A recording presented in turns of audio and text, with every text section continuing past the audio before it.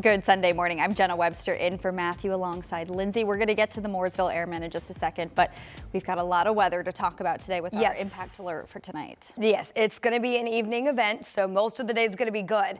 We have to wait until about 7 o'clock, though, because that's when we will see a line of storms come in. It all develops along a cold front, which will take a little time to get here. So in the meantime, a warm front is actually lifting through the state. That's why we are anticipating a major temperature jump from yesterday to today as we sit in the warm sector of this low pressure system. And it's going to be very impactful, not just for us here in central Indiana, but just north of the boundary where you see all of this heavy snowfall draped across the upper Midwest into the plain states. There's going to be blizzard type warnings that will be undergoing today. So as we go through the day today, we watch this cold front approach, and you can see that warmer air mass that has developed back to our west. It's just 45 in Indy right now, but 62 over in St. Louis, 64 right now in Kansas City. That pool of warmer air is headed in our direction. We are headed back to 72, which will be our high temperature for today. It's going to be a windy day.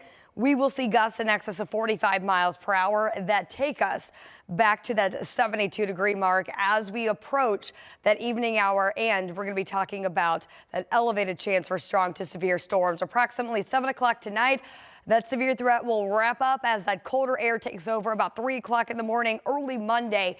This is going to be a squall line, so we're anticipating widespread severe wind gusts, could potentially cause some power outages and potentially do some wind damage as well. So let's walk you through this timeline. This is 4 o'clock today as that line approaches the western tier of the state. This is about 7:30, and then eventually we'll track across the state closer to midnight as that severe potential ends between 1 and 3 o'clock in eastern Indiana. Then it turns much colder, and we're talking snow chances on Monday. We'll break down that big time change in your 7-day forecast.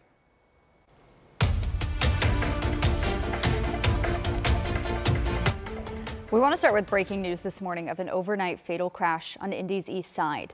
This happened near Sherman and Washington just after 2 o'clock this morning. Once on scene, officers found a male driver dead in his car.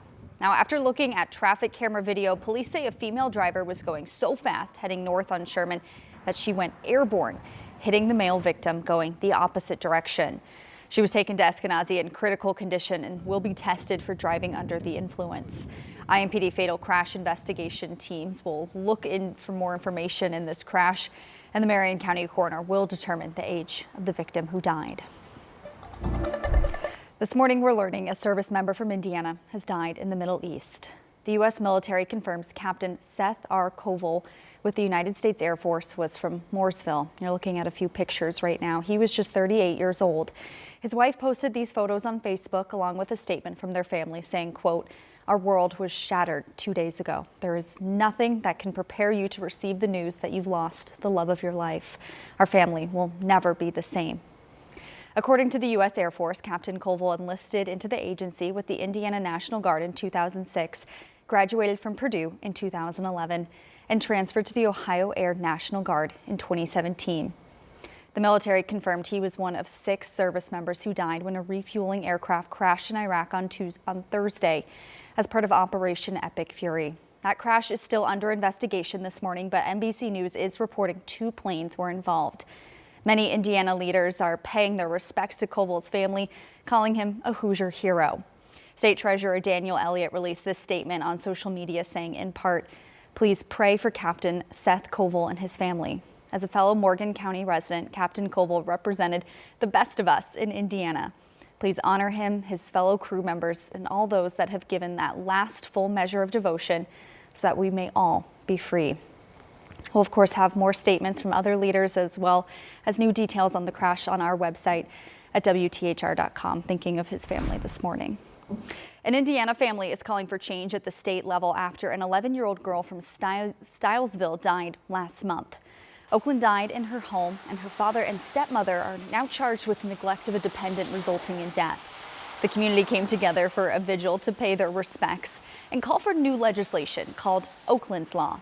People at the vigil say there should be a shared system between police, hospitals, and schools to track potential child abuse. no child should ever go through this, and a little girl was silenced, and we need to be the voice for her, and this happened in our backyard, and to ensure that this doesn't happen again.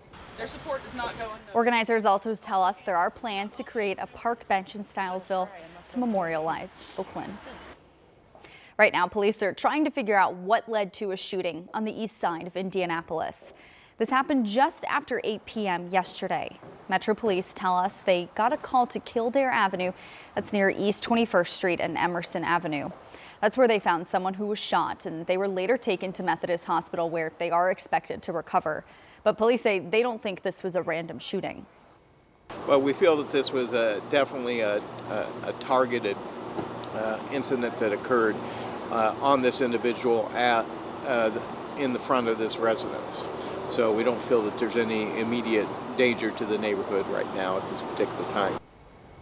Police are asking anyone with information on this shooting to either call IMPD, or you can also call Crime Stoppers if you wish to stay anonymous. Right now, 2 men are under arrest in Evansville after a major drugs and gun bust. Just take a look at this picture Evansville police released. They say officers tried to stop a car, but the car took off. Because of the safety risk, police ended the chase, but later saw the suspects fleeing on foot and took them into custody.